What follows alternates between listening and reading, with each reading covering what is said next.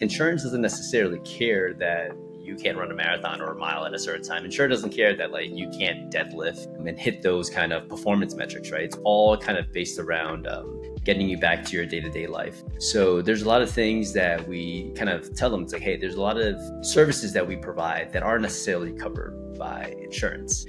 We provide customized programming. We don't just assess one body part, we assess all of the body parts. When you work with insurance, a hip issue is really just a hip issue. But what if it's related to your pelvis, your rib cage? What if it's related to your foot? It makes it a little bit more complicating, and it doesn't allow us to treat you as an individual, someone that's very unique, almost bucket holes you into one classification there. And usually by the time people come to us, we're trying to listen to some of their frustrations and show them how that's related to the clinics and stuff that they've been at. And if they're frustrated with like, hey, I see multiple people at once, I felt like I was going to factor, I'm like, yeah, that's exactly what you're going to get with the insurance model. And this is how we're different.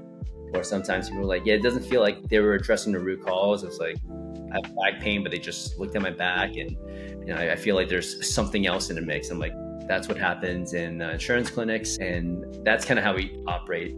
That redirect, kind of figure out what the frustrations are, and kind of tie ourselves as a solution to some of those frustrations.